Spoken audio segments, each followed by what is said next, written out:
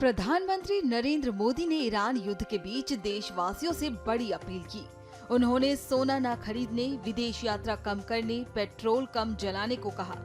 इसके साथ ही कंपनियों को वर्क फ्रॉम होम बढ़ाने को भी कहा है। पीएम मोदी की इस अपील पर कांग्रेस नेता और लोकसभा में नेता विपक्ष राहुल गांधी का रिएक्शन अब सामने आया है। उन्होंने कहा है कि ये उपदेश नहीं बल्कि ये नाकामी के सबूत है। राहुल गांधी ने एक्स हैंडल पर लिखा, मोदी जी ने कल जनता से त्याग मांगे। सोना मत खरीदो, विदेश मत जाओ, पेट्रोल कम जलाओ, खाद और खाने का तेल कम करो, मेट्रो में चलो, घर से काम करो।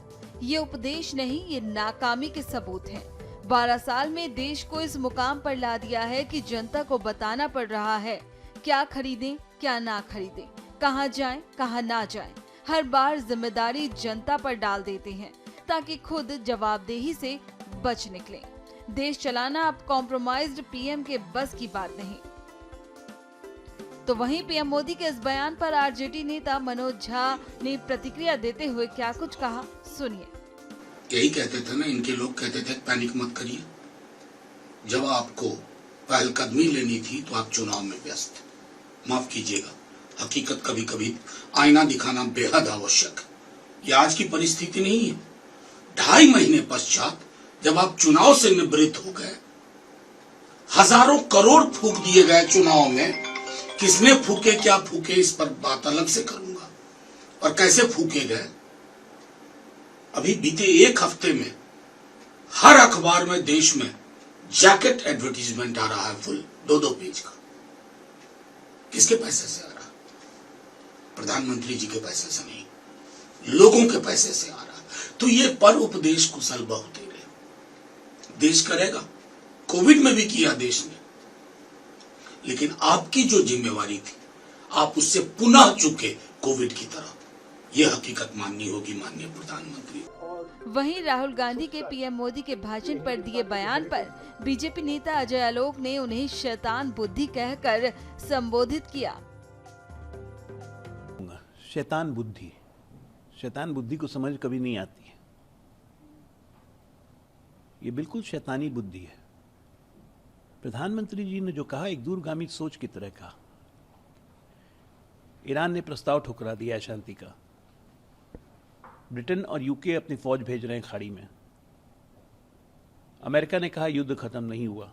ये सब क्या इंगित करता है कि हम शासकों के युद्ध में पूरा विश्व पिसेगा, और पिसेगी ईरान की निर्दोष जनता। इसमें हमारे देश के प्रधानमंत्री ने एक दूरगामी सोच रखते हुए कुछ बचत के सुझाव अगर दिए जनता को, जिसको देश की 140 करोड़ जनता ने सहज स्वीकार किया है। जनता का मैसेजेस भी आ रहे हैं, जनता का संदेश भी आ रहा है कि हम प्रधानमंत्री जी की बातों से सहमत हैं। लेकिन यह शैतान बुद्धि और बाल बुद्धि के समझ में नहीं आएगा।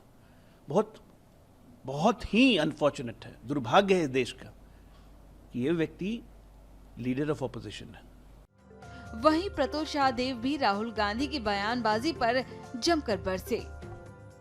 देखिए, राहुल गांधी कितने दूरदर्शी हैं, किसी से छिपा हुआ नहीं है। कितने कम राज्यों तक कांग्रेस सिमट गई उनके कार्यकाल में। और जहां तक पेट्रोल डीजल की कीमतों की बात है साहब, तो इनके समय में यूपी के शासनकाल में अगर आप देखें 2004 से 2014 के बीच का आंकड़ा, तो पेट्रोल की कीमतें 220% बढ़ी थी और डीजल की कीमतें 230% बढ़ी थी। और हमारे 12 वर्षों में पेट्रोल की कीमतें जो हैं, जो हमें 2014 में मिली थी और 2026 में है, ये सिर्फ 60% बढ़ी है और डीजल की कीमतें 70% बढ़ी है। तो ये फ़र्क है उनके 10 साल और हमारे 12 साल के बीच में। तो जब भी आप तुलनात्मक करेंगे स्टैटिस्टिक्स से, तो तुलनात्मक अध्ययन में हम बहुत आगे हैं। और हमारी तैयारी नहीं है राहुल बाबा, 90 दिन 80 दिन का हमारे पास पेट्रोल का भंडार अभी भी मौजूद है। और निरंतर हमने मल्टी सोर्सिंग की। आप हंसते थे कि हम रशिया से ऑयल क्यों खरीद रहे हैं, क्या कर रहे हैं। आज देखिए, आज सारा कुछ वही काम आ रहा है। मल्टी सोर्सिंग का फ़ायदा है कि आज भी हमारे पास पेट्रोल और डीजल के स्टॉक उपलब्ध हैं। लेकिन जैसा प्रधानमंत्री ने अपील की है कि फिजूल खर्ची तेलों की और सोना की रैंडम बाइंग बंद होनी चाहिए।